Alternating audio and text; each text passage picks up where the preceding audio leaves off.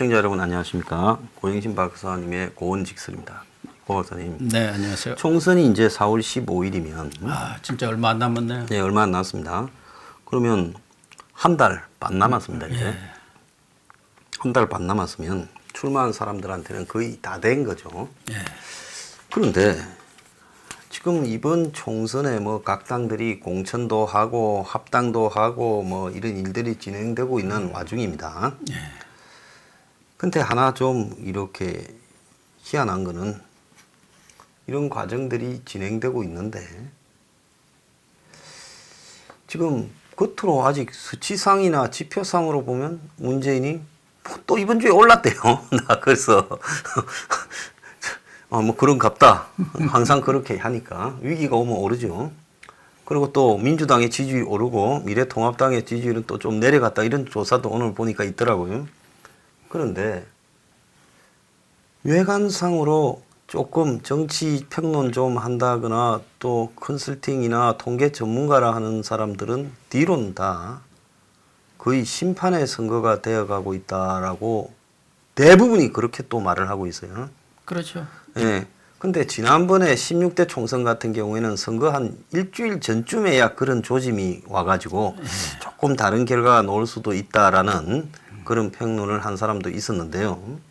그런데 이번에는 45일 전이라서 겉으로 보면 거의 원사이드하게 이기는 모양으로 가는데 그런데 그렇다고 뭐 야권의 통합은 있었지만 그렇다 통합에서 뭐 깔끔하게 해서 분위기를 계속 타고 가는 게 아니라 통합만 했지 산술적으로 뭐 통합한 어떤 시너지 효과를 별로 만들어내지도 못하고 있는 사람들 같고 또 저쪽도 보면 뭐 말로 실수도 좀 하고 뭐 이렇게 하지만은 뭐 그렇다고 완전히 선거를 이렇게 판을 벌일 만한 큰 실수를 한 것도 아닌데 그런데도 이제 많은 사람들이 이 선거가 거의 분위기가 완전히 바뀌어서 심판의 선거가 되고 있다 이런 이야기를 하는 사람이 거의 아주 걷잡을 수 없이 늘어났어요. 그러니까 겉으로 나오는 여론조사 그리고 또 이런 멘트하고 실제로 돌아서서 물밑으로 하는 부분에서 전혀 다르게 지금 가고 있는 것 같아요. 어쨌든 민심은 우리가 한 달 전하고 지금하고는 확 바뀌었다. 아까도 전번에도 얘기를 했습니다마는 문재인 대통령에 대한 탄핵 청원에 그렇게 많은 국민들이 대폭발을 일으킬 정도로 청원에 100만이 넘는 이렇게 동의를 표시한 것으로 봐서는 국민들의 분노가 지금 하늘을 치솟고 있는 것은 틀림없는데 그렇다고 해서 싸움 자체가 총선 자체가 일방적인 승리로 저는 끝나지 않는다고 봅니다.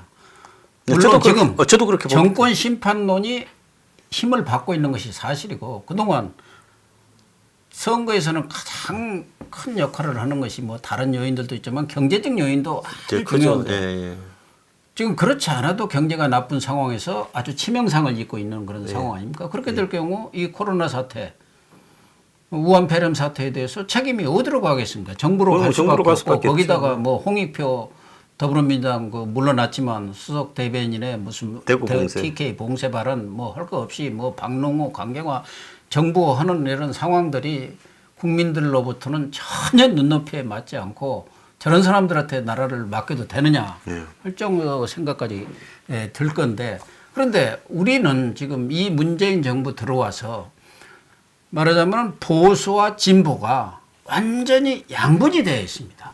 그래서 이게 진영 싸움으로 가기 때문에 이쪽에서 아무리 잘못해도 이쪽 사람들은 대깨문들 문바들은 전혀 바뀌지가 않아요. 그렇겠죠. 대통령은 저렇게 열심히 하는데 왜 비판하는지 모르겠다. 그래서 소위 말해서 그 비율이 35%가 될지 양쪽으로 30, 40%. 이 사람들은 지금 뭐 과거 같으면은 뭐 보수든 진보든 간에 좀 마음이 변할 때가 있단 말이에요. 이래서는 안 되지 하고 어느 쪽에 있던 좀 움직이는 게 있는데 그 사람들은 안 움직여요.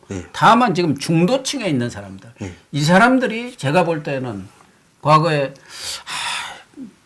한나라당, 지금 한국당 그 사람들 보면은 저 사람들은 민주당보다도 못해. 이렇게 해갖고 말하자면 진보 개혁 쪽에 있다가 중도로 온 사람도 있고 원래 뭐 좀 중도적인 성향을 가진 사람들도 마음을 못 지었는데 이 사람들이 지금 많이 미래통합당 쪽으로 마음이 기운 것 같아요.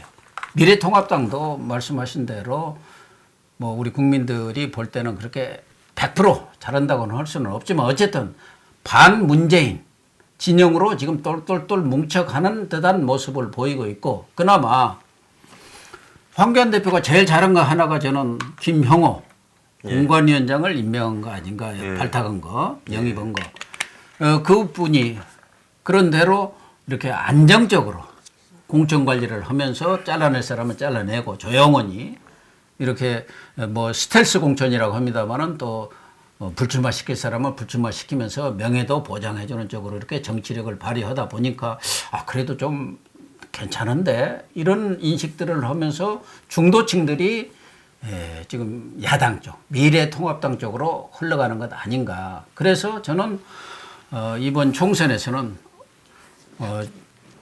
저는 뭐 전에도 그랬습니다만 일당이 미래통합당이 되지 않겠나 하는 생각을 합니다. 특히 이제 정당 투표에서 아무래도 지금 민주당에서도 비례민주당을 만들어야 하는 거 아니냐 해가지고 무슨 민병대가 움직인다든가 의병이 하는 것까지 우리가 막을 수 없지 않냐 하면서 슬그머니 이제 슬그머니 어떻게 만들려고 하고 또 네. 이제 그 관변 뭐 시민단체다 뭐다 이런 것들 많잖아요. 그 사람들 이제 동원해가지고 뭐 깨시민이다 뭐 저쪽에 개국본이라고 합니까? 개싸움 무슨 국민운동본 뭐 그런 사람들 동원해갖고 뭐 만들 수는 있을 것 같은데 그것도 만든다고 하더라도 그러면 민주당에서 비례의원을 안 내야 하는데 내면은 또 표가 분산되고 내면 분산되고 안 내면 짜고 치다라고 또 거기다가 그동안 미래 한국당에 대해서 그렇게 가짜 정당, 위성 정당 뭐 욕을 해놓고 자기들이 또 그래 할 명분은 지금 없는 상황. 그런데 지금 시뮬레이션 결과로 보면은 미래 통합당하고 왜 지지하는 사람들이 미래 한국당에다가 정당 투표를 하겠다는 것은 90%가 넘을 정도로 말하자면 이 인식이 일치가 되고 있단 말이에요. 그렇게 될 경우 시뮬레이션 결과는 한 25석 이상을 얻을 수가 있기 때문에 민주당은 많이 해봤자 6, 7석분이 못 얻는 그런 상황이에요. 위성정당 만들어도 뭐 몇 석 못 얻을 겁니다. 그렇게 되면 거기서 한 20석 가까이가 지금 먹고 들어가는 거예요. 거기다가 지금 분위기 자체가 이런 코로나 사태라는 돌발적인 상황이 미래통합당으로서는 뭐 이런 일이 없는 것이 국가적으로 제일 좋습니다만은 우리 선거에서는 정치권에서 늘 적의 불행은 나의 행복이다. 이런 농담이 있지 않습니까? 그건 뭐 사실이죠. 그건 뭐 어쩔 수 없는 거예요. 그런 부분들이 아주 플러스 팩터로 작용을 해서 더군다나 지금 문재인 정권이 하는 여러 가지 행태들이 국민들을 완전히 상전으로 모시는 것이 아니라 자신들이 상전이 돼갖고 종처럼 이렇게 생각하고 있다는 게 많은 국민들의 인식이고 그래서 지금 민심 위반이 심각하게 지금 일어나고 있는 거 아니겠습니까? 밑바닥에서. 그래서 저는 이번 선거는 예정대로만 치러진다면은 미래통합당의 승리로 갈 수밖에 없을 것이다. 그래서 한 말씀 더 붙이면은 이 정권이 또 이 통계 조작 이게 아주 이 정권의 아주 여론 조작, 통계 조작. 전매 특혜죠. 전매 특혜예요. 그걸 지금 하고 있는 거예요. 여론조사 기관들에 대해서 마사지를 통해서 야 물량이 많지 않습니까? 이런 것도 줄게, 저런 것도 줄게. 그래야 뭐 여론조사 기관들 다 영세해갖고 갤럽이나 몇 개 빼고는 먹고 살아야 하니까 거기에 맞춰준단 말이에요. 그러니까 뭐 이상한 통계 자료들이 나오는 거예요. 하다 보면서 지금 우리 마찬가지 아닙니까? 이 유튜브에서도 지금 구글에서 코로나에 키워드만 들어가도 다 노란 딱지 붙이고. 네, 제가 코로나나, 풀어주지도 않아요. 코로나나 뭐 견도 그래요. 예. 뭐 몇 가지만 딱 하면 아예 그냥 완전히 그 저기 광고에서 부적합 판정을 내려가 100% 제외되죠. 아니 뭐 황 소장이나 저나 이렇게 다 블랙리스트에 올라가 있어갖고 무슨 뭐를 올리든 아무 관계는 노래를 올려도 물론 노란 딱지가 붙어요. 그거는 근데 100% 다른 때는 좀 풀어줬어요. 하루 이틀 지나면 풀어준다고 그렇지. 하는데 이틀 지금은 아예 직접 검토로 부적합 이렇게 판결을 내려가고 아예 광고를 안 주는 거예요. 그렇게 돼 있죠. 예. 맞습니다. 지금 뭐 최근에 이 코로나 시대가 확산되면서 구글한테 얼마나 압력을 넣겠습니까? 말도 못 하겠죠. 외국 기업이니까 무슨 정부 압력을 받겠냐 하는지 모르겠지만 우리 시청자들도 그렇게 생각할 거예요. 뭐 외국 기업이라고 그게 구글 뭐 같은 그냥 데가 하는 무슨 소리지. 정부 압력이 들어가 천만의 말씀인 것 같아요. 내가 이렇게 경험해 보니까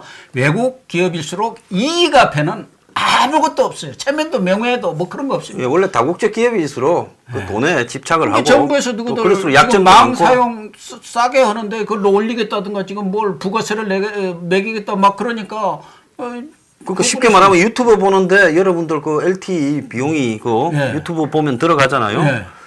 그래서 이제 그런 부분들에 대해서 별도로 정부가 유튜브가 망을 사용을 갖다가 많이 이렇게 초래하기 때문에 너네들 세금 외에도 망 사용료를 부과하겠다. 그러니까 그것 때문에 이런 뭐 유튜브는 뭐 꼼짝 못해요, 그야말로 구글이. 엄청난 비용이 들어가고 그 다음에 또 유튜버가 세금 신고하는 부분에 대해서 이 정권이 뭐 여러 차례 세금 압박을 했잖아요. 그럼요. 그러니까 지금 현재 뭐 거의 유튜버 구글 코리아의 이 정권이 통제력이라는 것은 뭐 누가 뭐 온갖 이야기가 돌아다니지만 말할 바가 없이 그런데 이제 특정 글자에 대한 이런 완전히 광고 영영 부적합 부분은 그건 뭐 명백한 거고 그런 부분들 때문에 아예 해봤자 수익성하고 관계없으니 말을 하지 마라. 그거죠. 그런 쪽으로 지금 유도하고 있죠. 그래서 저는 요즘 공영방송 한다 생각하고 그냥 하고 싶은 부분을 하고 있습니다. 예. 그렇다고 해서 해야 할 얘기를 안 할 수는 없어요. 그럼요. 그러면 그렇게 한다는 건 우리가 뭐 광고가 없으면 수익이 줄어들고 뭐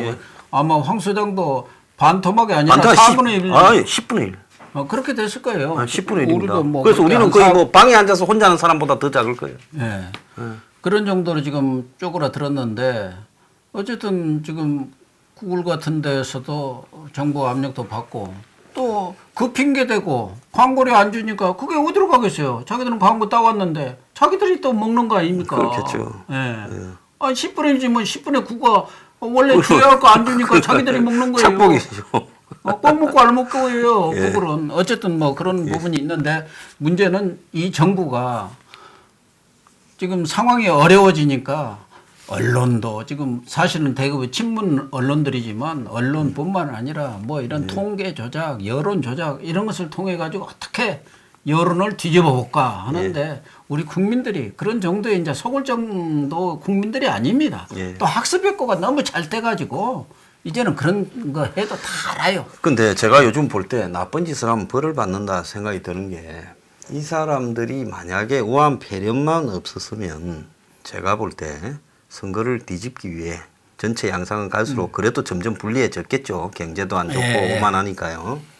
그랬는데도 불리하기 위해 대형 폭탄을 터뜨릴 가능성이 굉장히 많았어요. 많았죠. 뭐 미래통합당 내부에 비리나 이런 걸 잡아내서 터뜨린다든지 또 그 사람들의 약점. 뭐 저런 것들도 있고 돈 먹은 북풍도 거. 일으키고 뭐 북풍도 이제 일으키고. 중국풍도 일으키고 뭐 별걸 다 하려고 별짓을 했을 다 건데. 하려고 했겠죠. 그런데 이게 지금 거의 쓰나미가 와버리고 있으니 쓰나미 앞에서 부채질 해봤자 그건 소용이 없고 아무도 안 보거든요. 아니 이런 방국의 황교안 대표가 뭐 옛날 변호사 할 때 어디서 좀 받았다더라 그런 소문 퍼뜨려봤자 에이 하고 욕분이 더 뭐 그렇게 말입니다. 그러니까 이게 통할 수가 없는 상황이죠. 그러니까 이게 그러면 빨리 이게 끝나버리면 한 2월 말이나 3월 초까지 끝나버리면 되는데 이게 끝나는 게 아니라 갈수록 눈더미처럼 굴러가게 될 거니까 이제는 공작을 준비했던 부분들이 해봤자 먹혀들지 않는 상황으로 접어들고 있다.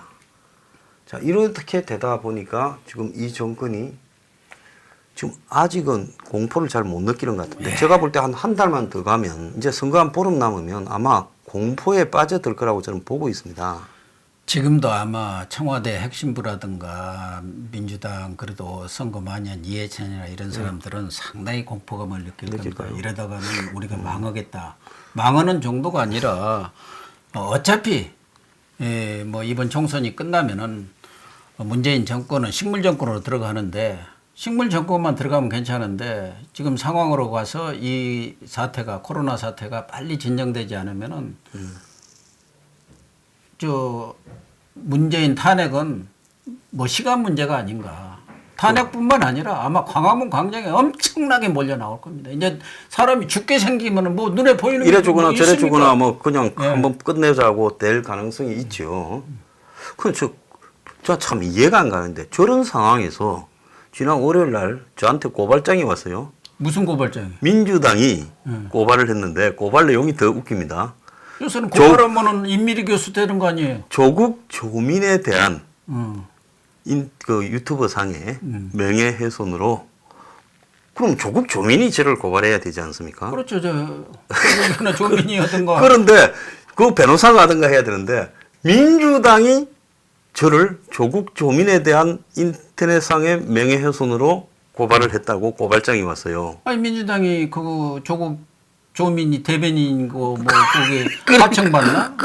청와대에서 뭐 한마디 했겠지. 야 너희들이 좀 해갖고 황장수 그 삐딱하는데 예. 겁을 줘. 황장수 겁을 주면 그게 소문이 날 거 아니야. 예, 그날 또 기간이 또 다시 틀러 왔다고 뒤 트는 거 있지 않습니까? 또 그것도 연락 왔어요. 하루에 2개가 왔어요. 앞으로 뒤로. 그게 유추일 거예요. 예. 한 사람이 그 고발당했다더라 하면 예. 다른 뭐 유튜버들이라든가 이 크리에이터들도 이거 잘못하면 나한테도 오나 해가지고 다 그 위축되게 사람이 다 만들게. 자기 검열을 하게 돼 있어요. 예, 그렇게. 그래서 내가 굉장히 의아스러운 게 아마 제가 봤을 때 저 기아집에서 민주당에다가 고발을 해라. 집권 여당이 고발했다 근데 해요. 조국 조민한테 뭐 무슨 아니 그거야 뭐 제가 일상적으로 하는 아니, 다른 사람들은 비판의 안 수준으로- 했나? 아 그건 전체적으로 다 했죠. 그래서 내가 뭐 포로스 타고 다닌다 이런 이야기는 사람들이 해도 내가 그런 걸 말을 하지 말라고 그렇게 하거든요. 그런 거는 그래서 내가 그런 부분에 대한 문제가 아니라 뭐 따져 보면 이제 나 그래서 따져 보기로 했습니다. 그런데 중요한 그거는 거는 그러면 민주당이 고발을 했으면 이해찬 이름으로 했습니까?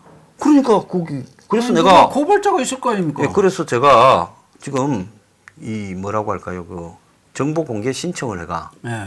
그걸 공개하라 했더니만 부분 공개하겠다고 해갖고 이제 내일이나 모레쯤 날라올 것 같아요. 부분 공개. 그래서 고발자가 아마 민주당이 했다고 경찰 서류에 되어 있으니까 이해찬 이름으로 한 것 같아요. 현재로서는. 그래서 내가 이거를 보면서 네. 야, 이 정권이 이제 막판에 왔다. 엽기적이다라고 생각을 했습니다. 저게 정당이 특정 유튜버를 고발 대표 이름으로 만약에 했다 하면 그것도 아니 그냥 제가 민주당을 계속 집요하게 비판을 해가지고 민주당만 미래통합당 편을 들면서 민주당만 그거 해서 아니잖아요. 없는 사실을 폭로했다면 그러면 자기들 일로 고발했다면 이해를 해요. 아 기분 나빠서 고발했구나. 근데 조국 조민 문제로 저를 고발했다게 내가 참 이해가 안 고발장을 받고 좀 쫄아야 될 건데 속으로 좀 웃음이 나요. 어떻게 공당이 집권 여당이 조국 조민을 따까리도 아닌데 대신해서 고발할 수 있느냐. 그러니까 이런 정도가 움직여지는 시스템이 내가 딱 보고 한 청와대 시켰구나. 그렇죠. 동시에 또 기관이 하나가 또 뒤로 다시 세 번째 틀고 있다고 또 연락이 왔어요. 그래서 내가 이거를 보고 저 시켰구나. 아니 민주당에서 무슨 황 소장한테 억하심정이 있어서 그러겠어. 또 민주당 뭐 욕만 한 게 아니잖아요. 저요. 민주당 비판뿐만 아니라 오히려 황교안 비판도 더 많이 했는데 그때야 뭐 거기서 할 리는 없고 그럼 뭐 하는 거예요. 네, 저 집에서 했어요. 저 딱 그렇게 느꼈습니다. 그래서 내가 이걸 가만히 보니까 제가 지난주에 이 말을 했어요. 하나가 저쪽에서 확 이렇게 물었겠다 싶은 이야기가 김남국이가 강서갑에 뭐 출마하면서 조국 문제를 갖고 심판하니 막 이 짓을 하더라고요. 예, 그렇죠. 그래서 내가 가만히 보면 조국 그 뭐라고 백서 추진위원이 아니라 김남국의 타이틀은 문준용 변호사다. 이 이야기를 제가 했거든요. 예. 아무도 언론이 보도하기 전에 그리고 문준용이하고 친구라고 하는 것 같고 손혜원이하고도 아주 가깝다. 그런 특수한 사정에서 죄가 나왔는데 왜 자꾸 언론들은 뻔히 알면서 저기 무슨 조국 백서 추진위원이라고 하냐. 예. 그 정확하게 김남국이한테 맞는 이름을 붙여줘라. 내가 딱 그렇게 이야기를 했거든요. 그래서 이제 아마 내가 볼 때 저것들이 그게 굉장히 듣기 싫었나 이런 생각도 좀 해봤어요. 그런데 중요한 거는 저 기아집이 이제 판단이 갈 때까지 갔다라는 생각이 들어요. 자 시키고 그걸 정당이 대신 고발하고 대표 이름으로 만약에 이랬다면 그 제3자 문제를 끌고 와가 저게 좀 미치지 않았으면 저 짓을 할 수 있겠나 생각이 들어요.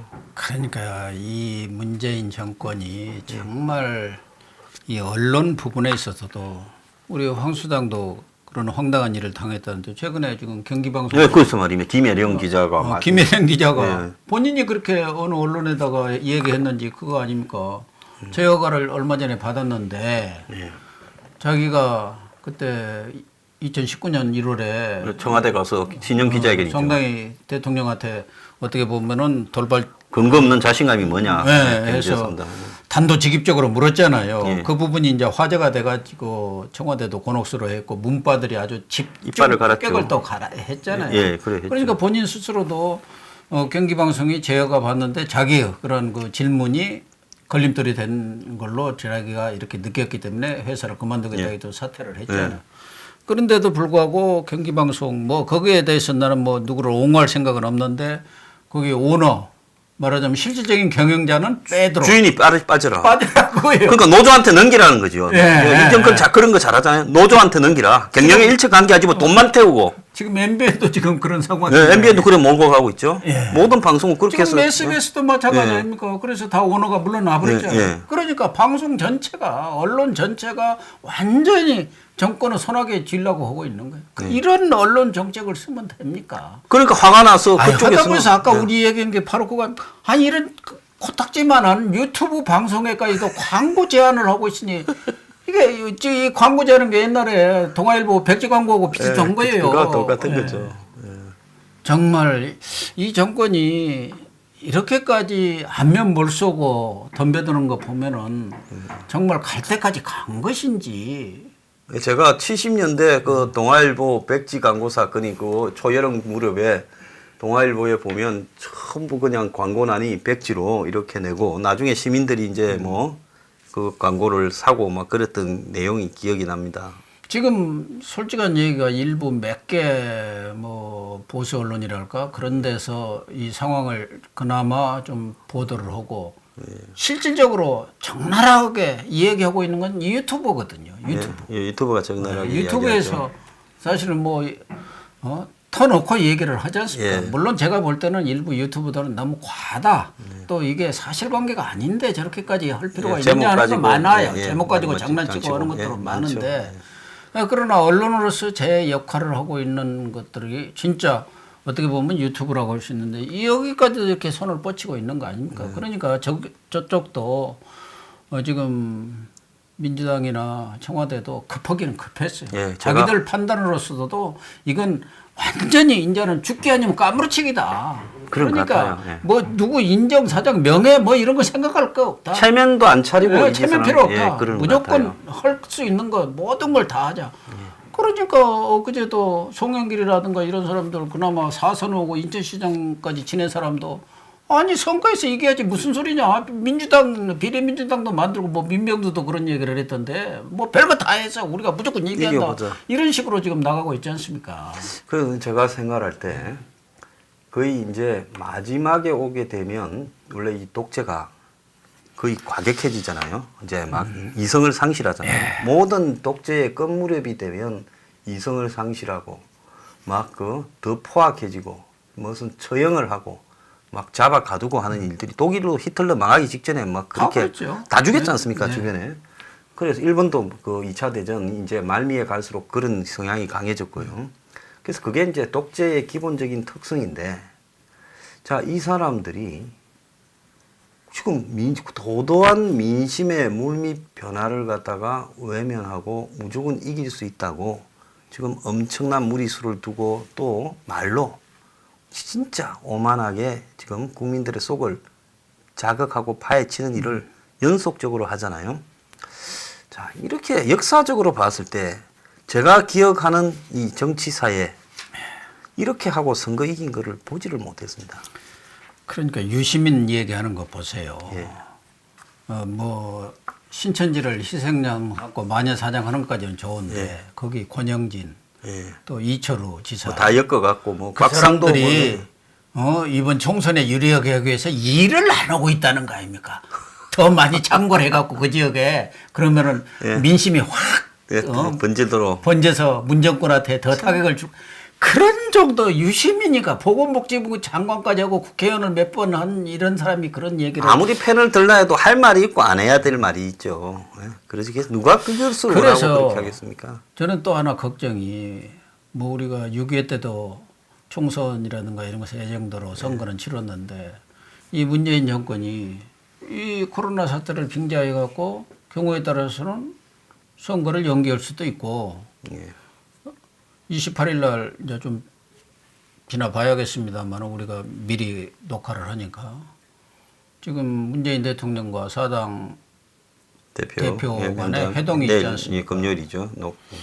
그런 데서 이렇게 싹 뭔가 이렇게 발목을 잡을 수 있는 고리를 걸어놓을 수도 있지 않겠나. 그게 잘못하면 넘어가는 거예요. 예. 이 상황을 뭐 아, 지금 해갖고 예, 그렇습니다. 뭐 이렇게 다 당신들도 그때 그런 얘기 비슷하게 했지 않냐. 협조하기로. 지난번에 보면 그 네. 패스트 트랙 때 나경원 대표가 원포인트 개헌을 하기로 해줬다든지 뭐 연동형 비례대표에 동의해줬다든지 그런 말을 그것도 걸어갖고 몇 차례 써먹었잖아요. 선거 뭐 개정 문제에 대해서 합의했다고 합의가 아니고 검토할 수 있다 뭐 이런 예, 그런 얘기를 이야기 해준 걸 갖고 가지고 딱 또 그들도 이렇게 예, 얘기했죠. 했다고. 그러니까 이 정부가 뭔가 이렇게 고리를 걸어가지고 그걸 핑계를 삼아서 끌고 들어가는 물귀신 작전을 펼 가능성도 저는 있지 않나 그런 것들이 좀 우려가 되더라고요. 예, 제가 봤을 때 그 지금 뭐 JP 모건의 입장으로 보면 그 예측으로 보면 3월 20일에 10,000명이라고 그러거든요. 미국이 중국 입국을 2월 1일 날 이렇게 차단했는데 중국인 국경 차단이 그때 10,000명 딱 넘을 때 차단을 했습니다. 그래서 오늘 아침에 이 목요일 아침에 트럼프가 기자회견을 해서 혹시 차단하는 거 아닌데 아직은 적기가 아니다 이랬거든요. 근데 지금 한번 보십시오. 오늘 하루에 505명이에요. 그러면 이걸 속임수가 없이 간다면 이게 이제 눈더미 지금까지도 뭐 줄여보려고 온갖 노력을 해도 그렇죠. 지금 이 모양일 건데 네. 이제 눈더미가 이렇게 굴러가듯이 숫자가 늘어나게 될 건데 확진자들이 말입니다. 그러면 이게 3월 20일 전에 10,000명을 돌파할 가능성도 훨씬 크다고 봐요. 그러면 만약에 10,000명쯤 넘어가게 되면 이게 중국은 워낙 땅덩어리나 인구가 많으니까 지금도 뭐 중국이 80,000명 미만이다 이러는데 중국이 80,000명 안 넘기려고 어지간히 숫자 줄이고 근데 만약에 한국에서 10,000명이라고 해버리면 실제로 감염자는 그 몇 배라고 봐야 안 되겠습니까? 아니, 그렇게 되면은 우리 의료 시설이 바닥나는 도저히 거죠. 수용을 못 합니다. 예. 그러면 이제 체육관을 쓰든가 이렇게 우리도 되는 중국 같은 상황이란 상황이 말이에요. 벌어지겠죠. 또 10,000명이 넘어서고 더 심각한 상황으로 간다 한다면은 미국에서 트럼프가 아직은 뭐 시기가 좀 아니다. 적절한 시기를 보고 있다 하니까 예를 들면 10,000명 넘어서 한국 입국 금지 그렇게 바로 이렇게 하겠죠. 해버리고 그러면 미국이 그러면 전 세계가 다 차단이 될 거 아닙니까? 예. 그런 것을 이제 핑계로 해가지고 과연 총선까지도 연기할 수 있는 예. 그런 빌미가 될 수가 있죠. 물론 뭐 지금 청와대라든가 뭐 정세균 총리도 마찬가지고 민주당에서 절대 그런 얘기는 지금 애정대로 한다고 지금은 하고 그렇게 있지만 하겠죠. 예. 겉으로만 그런 거고 속으로는 계산 다 하고 있을 지금 거라고 이런 봅니다. 상태로 가다가는 뭐 지는 것은 뻔하다. 그러면은 뭐 좀 연기를 하든가 무슨 수를 써야겠다 할 수 있는 것이죠. 4월 15일 기점에 갔을 때 이 사태가 어느 정도 갈 건가라는 거는 여러분이 아마 예측할 수 있는 수준보다 훨씬 심각할 수가 있을 거예요. 네. 그러면 이 정권은 이제 그걸 핑계 삼아서 어떤 형태로든지 선거 연기를 시도할 거라고 봐요. 왜? 하면 지는 선거를 하기보다는 요걸 처먹더라도 어쨌든 연기해서 뭔가 새로운 방법을 기회나 가지고 방법이나 뭘 끌어내려고 뭐 비례민주당을 하겠죠. 만들든가 예. 시간 좀 벌어갖고 지금 시간이 없어서 못 만든다. 예, 그렇죠. 다들 지금 민주당 내에서도 그렇잖아. 지금은 이미 예. 실기했다, 늦었다.